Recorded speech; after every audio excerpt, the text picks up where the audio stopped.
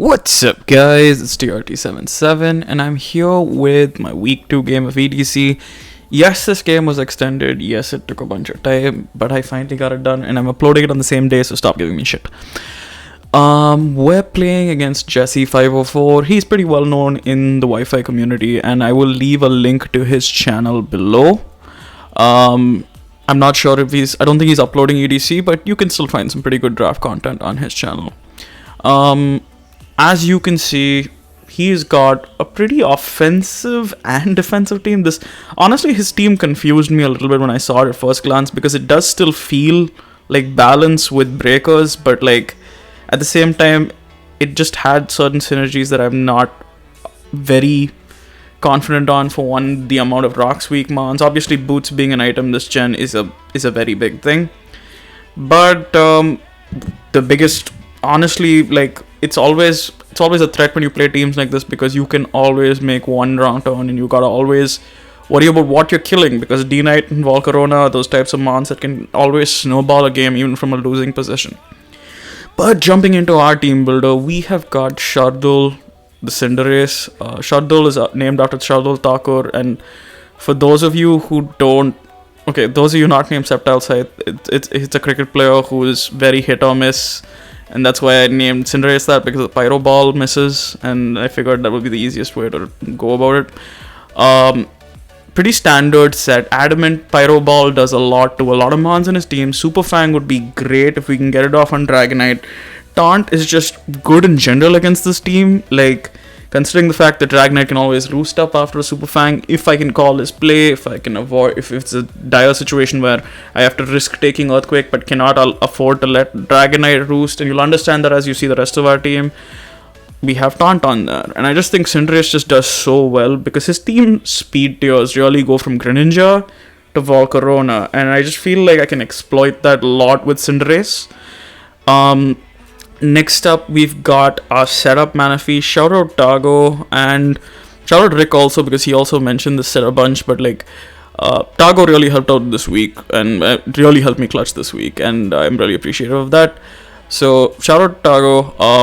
Manaphy is a Calm Mind, Scald, Psychic, Resto, Chesto set.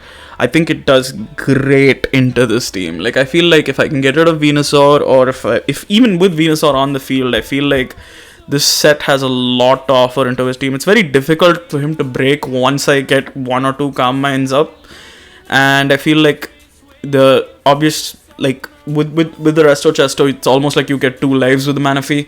Obviously, I would have preferred to bring a Rain Dance Hydration set, but like you can't run Mono Scald against Mega Venusaur. It's just not possible. Also, I did not want to run Surf, even though it's probably better into a Volcarona, because Scald Burn and Dragonite or Venusaur would just be so good in this matchup. Next up, we got Badri, Corviknight, almost fully Spidef. Basically, it's here because Greninja exists. And I'm like, Specs Greninja is relatively free against my team, and I feel like Corviknight kind of has to come to take hits from that thing. I debated safety goggles on this pretty much to like the last second when I had the game come up, because I was like, okay, what about Sleep Powder, Mega Venusaur? But then Leftovers helped me wall Specs Gren better, and I think that was the only way I was going to be able to actually take hits from it. Brave Bird should kill most Volcaronas unless it's exceptionally bulky. Taunt is just good if I want to prevent something like Florges from just wishing up repeatedly, or Stunfisk from getting rocks up, even though rocks don't really matter against my team. And pretty standardish set. Again, like I mentioned, the team builder, like in the draft analysis, Corviknight can be the exact same set for 9 weeks, and there's nothing nobody can do about it. Next up, we have Albimorkel, Diggersby making his season debut in week 2. Adamant Nature, Silk Scarf. I think Mega Kick against his team is absolutely busted. Quick Attack Priority is great as well. Even though he has the Flame Body static, I'm not too worried. Like, I'm more worried about Kartana getting Flame Body to static, because it can be set up on more, whereas Diggersby is just so hard. It goes so hard into this team. Like, he realistically does not really have a way of checking it. Like, everything gets 2-hit KO'd or KO'd, and it's just more about him having to revenge it. And obviously we could see like Shikaberry, Metagross or something like that, but I'm not too worried, because as long as Diggersby breaks in the middle game, if it gets an SD up, I think there's a world in which it just wins. Because Dragonite, if it's slightly slower, even Mega Kick will kill through multi-scale. And if we get any chip on Dragonite, it's really not lasting a whole lot of time. Next up, we have Rutraj or Uxie coming right back with a Custap Berry set. Stealth Rocks, U-Turn, Encore, T-Wave. I needed Encore because honestly, like, everything could just sub on my T-Wave, and I just needed Encore to make sure I don't instantly lose, considering the amount of setup on this team. It's a pretty physically defensive Uxie, mainly because I think that while he's not got a whole lot of physical offense, I feel like taking pressure off Kov is Uxie's job. It can come in and para D-Knight, Metagross, Damji. Can always take a hit from Bandit Damji in a worst case scenario, and then Custap D-Wave it. So I think it's got pretty good utility in this matchup. Next up, we have Surge Deja coming back after his 5-0 week 1 Kartana with the Choice Scarf. Now I have to say, of all the weeks I've run into, I think this will likely be my worst Kartana matchup. Don't quote me on that, but I just genuinely think it might just be the worst Kartana matchup.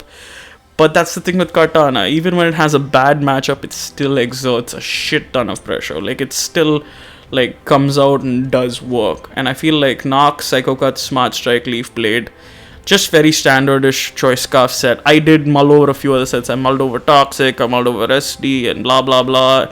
But, like, I just feel like at the end, it comes in, it revenges Greninja. The 72 speed actually makes a difference to Calcs, which is hilarious to me. Like, if he's non-boosting item Greninja, it kind of makes Dark Pulse roll. If he is Earth Power on Venusaur, it actually makes a pretty big difference on the calc. So, I mean, it was just, honestly, just, again, his speed tiers are not great. Going from Greninja at 122 to Volcarona at 100 always leaves rooms for Mons to just hit that 329 or 330 speed tier. But that's going to be it from me for now, guys, and I will jump right into the game. Now jumping into the game, guys, as you can see, I'm quite surprised that we do not see the Volcarona, and I'm kind of relieved, even though like a lot of my team was pretty much prepped around Volcarona and Dragonite being a core.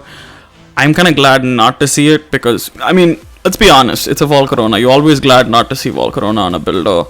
I feel like me having Mega Alt probably deterred him, and also me having, honestly, I have quite a decent Volcarona matchup, and it doesn't, like, it can snowball, but because Volcarona can always snowball, but I feel like that was pretty good justification for not bringing it. We do see the Metagross, which I was really not expecting. Like, I don't know what Metagross really does in this matchup. No Florges here. The D-Knight and Greninja were always coming, as were the Damji and Mega Venusaur. I don't think that was ever a question. Stunfisk over NDD was another interesting choice, but I think it makes sense considering I have a lot of Mons he could static para. But yeah, I'm gonna just jump into the game. My lead is gonna be Uxie. It's gonna stay Uxie in this game, because again, I just don't see, like, unless he's defogged Dragonite, my rocks are there to stay. I have nothing immediately threatening me out, and if he leads Dam or Greninja and puts me in Custap range and I can para one of them, that's brilliant. Even though I get flinched out the Dark Pulse, I can para Greninja. So I think it's worth it to just lead the Uxie play. I lead Uxie and he does lead the Mega Venusaur. I'm just going for rocks here, no problem. He does reveal the lead. See, I'm glad he didn't sleep powder. Actually, it didn't matter too much, but again, not a big deal. I'm just going to U-turn here, just see what he does. And he does go into Stunfisk. And I go straight into Diggersby. And right now, already I'm just like, I don't really see what his switch in is. He could go Dragonite here. He could very well go Dragonite here. But I can chip Dragonite for Diggersby and I'm not too worried. Regardless, I think in some senses, I think like, obviously if he's Shukaberry, it could be annoying, but the thing is he took rocks, which means we can see, and he is leftovers. So I'm just gonna click the EQ. I'm not gonna over predict. I'm not clicking the Mega Kick just yet. I'm not trying to risk this para nonsense right now. So I'm just gonna click the EQ, and he does go into Mega Venusaur, which takes a bunch, and that shows you the importance of rocks in a matchup against this sort of team. And here, Mega Venusaur is just, I mean, he's not out of range of EQ, but I need a very high roll on EQ to kill. And I think that, yes, Mega Kick's accuracy is low, but the upside to killing Mega Venusaur right now is so huge right now. Like, the upside here is that I basically get to set up Manaphy for free when I want to, and it's going to claim at least 2 months. Like, it's going to, like, there is a world in which he's double banned and he can kill Manaphy, but I just don't see a way that he can actually, like, deal with me if I take it out. So I'm just going to click the Mega Kick. Giga Drain won't kill, but it'll put him out of range of the next Mega Kick, but I can still just chip Venusaur, so that's my worst case as long as I land 1 or 2 Mega Kicks. So I'm just going to go for it here. And we do pick up the kill on Mega Venusaur, which is huge with Diggersby. And Diggersby picks up its first kill of the season. Here I'm just going to go straight into Corviknight. Our designated Greninja switch in. He does click the Dark Pulse, and that does reveal he is Specs. He goes into D9. I'm just going to click the U-turn again because that's the downfall I feel with Greninja. Like, if there's something you can't kill and it's just going to click U-turn, it's going to do a shit ton. So I just get free momentum off this. And I go into Yuxi on the D-Knight. I'm interested to see what he does with this Dragonite, because if he D-dances, I can T-Wave. If he's Lum, I'm not too worried. +1 should not kill me. Worst case, it'll put me in Castab range. So I'm not really concerned this moment. If he's Banded Outrage, I'm again not too concerned. We'll just have to see what he goes for here. I'm just going for the T-Wave, and we are faster, which was interesting for me, which means he definitely is bulky. I'm just going to U-turn into the Corviknight, because I figured another Hurricane's coming out. But we do get the confusion here, which I was a little bit annoyed about, because I feel like I could have just roosted for free here and just been safe against Greninja, but now I know for a fact he's going for a Flamethrower because he's special. He is max special attack, but he's not boosting nature based on the calc on Yuxi. So I'm just going to double into Manaphy, predicting the Flamethrower, and if we can just start getting set up, it'll just get really easy for us. And he does go for the Flamethrower, and I just see this as an easy opportunity to click Calm Mind.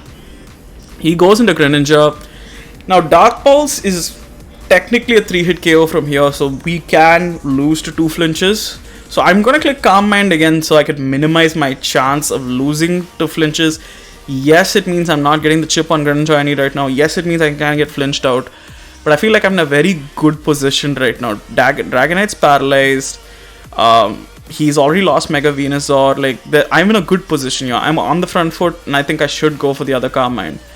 He goes for the Dark Pulse, and he does not flinch us. We do get to +2, but from here I'm just clicking Rest, because if he does flinch, and he does get the flinch here, if he flinches us here, it's going to be really unfortunate, but we do get off the Rest, and we are back to full health in Manaphy. Here I can just freely click Scald.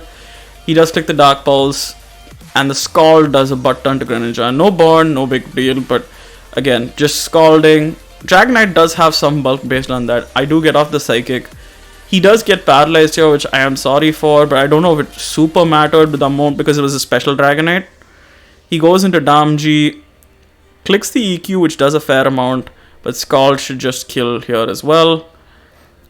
And he goes back into Greninja. So there is a world right now where if Greninja doesn't flinch me here, Manaphy just seals this and gets 5 kills.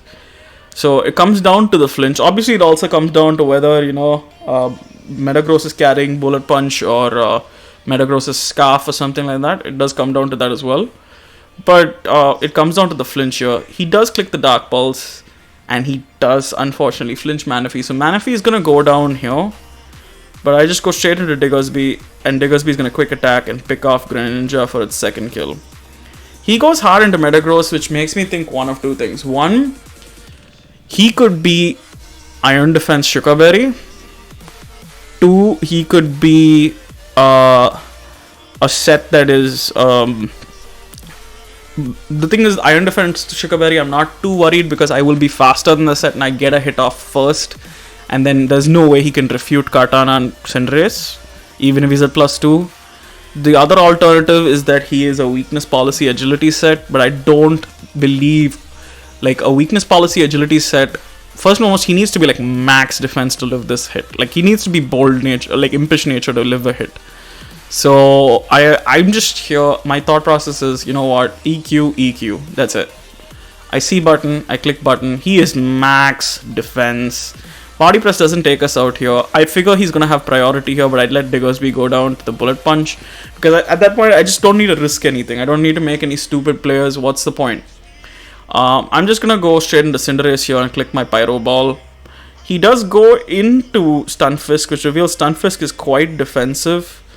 I'm just going to double into Yuxi here because I just want to see what Stunfisk does, and it does click the rest. So here, I'm just going to click the Encore because I don't want any Sleep Talk shenanigans if it is a Sleep Talk set, and I double into Kartana. He tries to burn a Sleep Turn, and I think that's just the game because he then makes a play and goes into Metagross. I believe if he got the Static Para there, it could have been something, but again, Cinderace just revenges Metagross at this point. It doesn't make a difference because Metagross is so low. So I just saw no drawbacks to this play.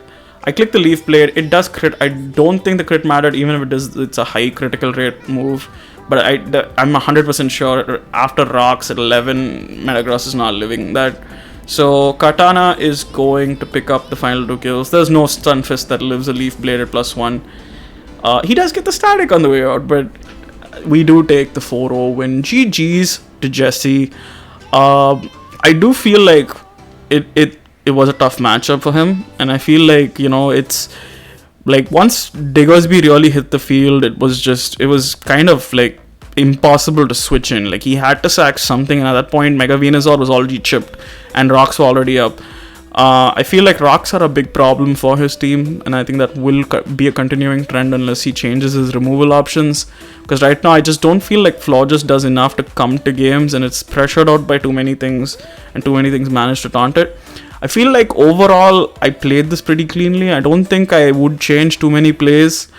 Like looking back on it, I think this is probably as scripted a game can go. I feel like yes, we could have like lost Diggersby to a Mega Kick Miss. Yes, there's like certain plays that you could change here and there to be safer, but I think overall we get the dub. Let's not read too much into it. Our week 3 game, I'm gonna tell you right now, it's already extended. It's versus Nashova. It'll be out sometime next week. Do not give me shit for it. But it should be a fun game too. That's also a game I'm looking forward to. But that is gonna be it from me, guys. This is TRT77, and this is me signing off.